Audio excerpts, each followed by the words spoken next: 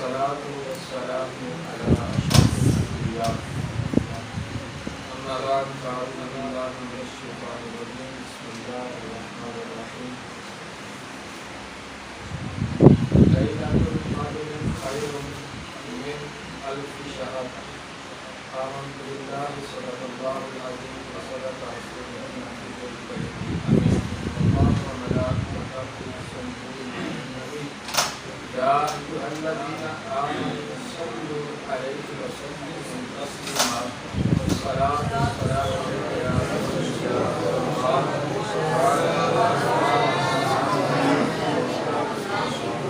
الصلاة والسلام عليك يا رسول الله وعلى آله وصحبه يا سيدي يا فاطمة.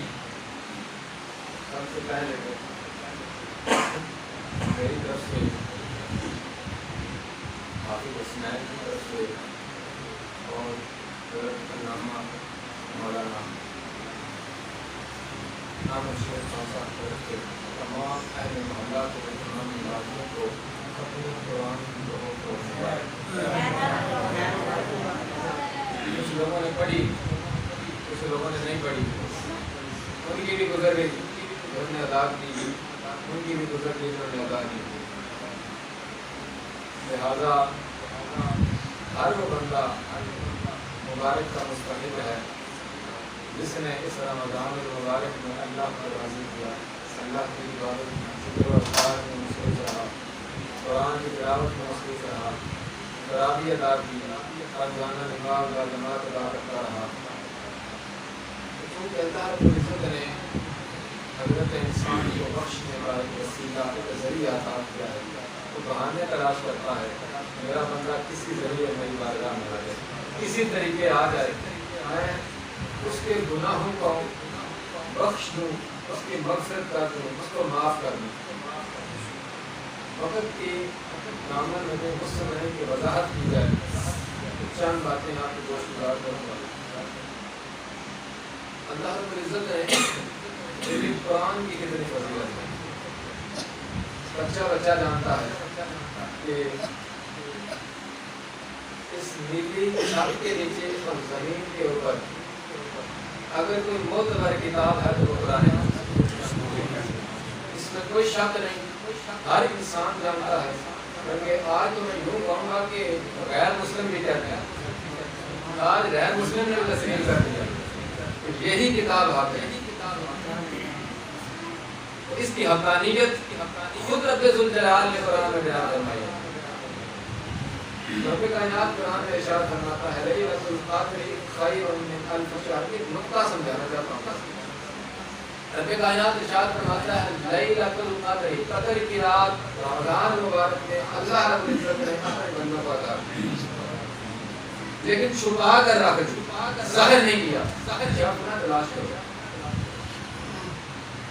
کرنا اس کو پا لینا۔ لیکن اس رات کی رب کائنات نے فضیلت اتنی بیان کر دی ہے لیلۃ القدر خیر من الف شہر، 1000 مہینوں سے بہتر۔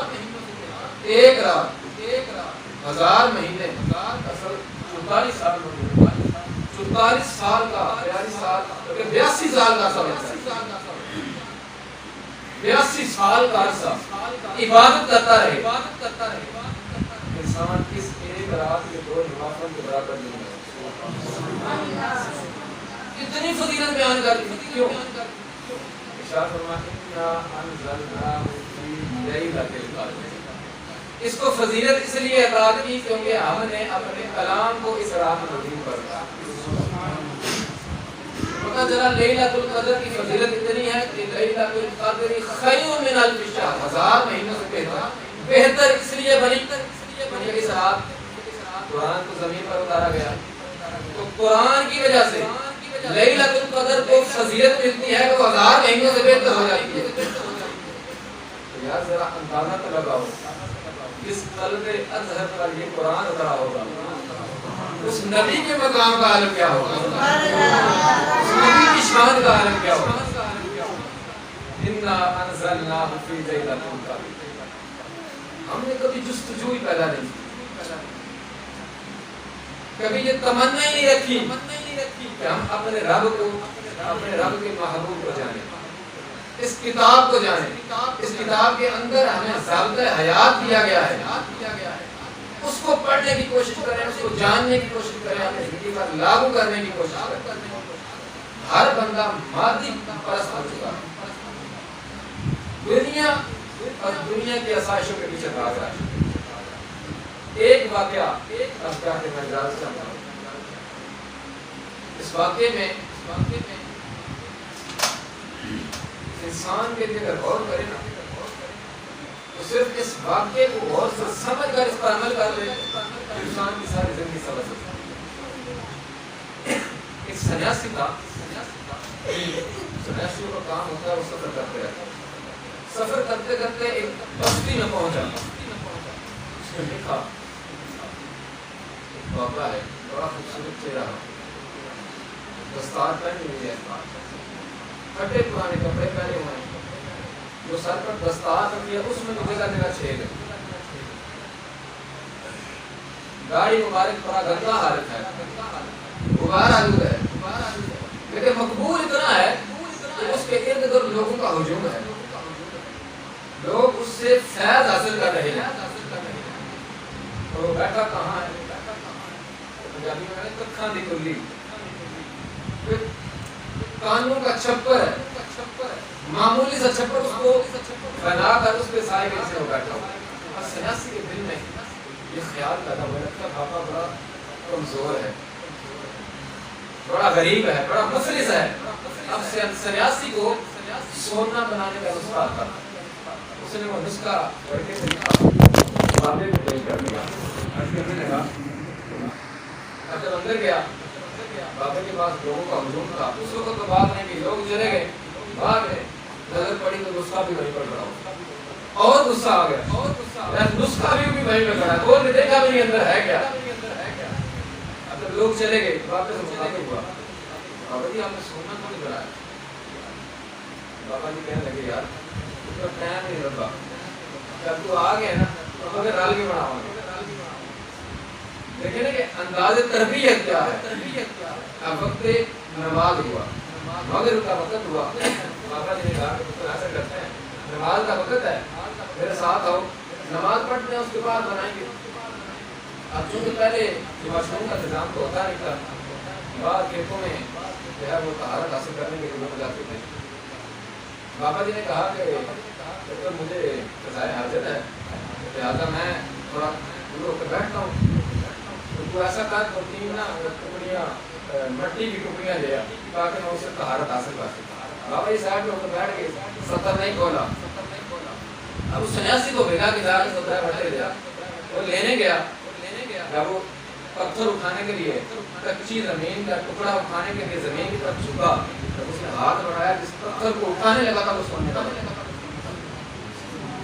جس پتھر کو اٹھانے لگا تھا، جس ٹکڑے کو اٹھانے لگا تھا وہ سونے کا بن گیا.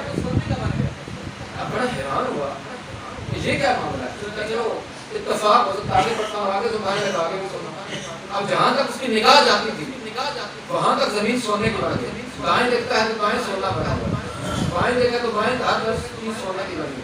اب بڑا تعجب ہوا یار جو نسخہ میں لے کے گیا تھا اس سے تو بندہ مہینوں کے بعد کہیں کلو ڈیڑھ کلو سونا بنا سکتا ہے، لیکن یہاں تو گنگا ہی لٹی بہ رہی ہے، تو معاملہ ہی کچھ ہو رہا ہے. اب بابا جی نے آواز لگائی، پتر کیا کر رہا ہے، نماز لیٹ ہو جائے گی، نماز گزارنی ہے، جلدی لے کے آ.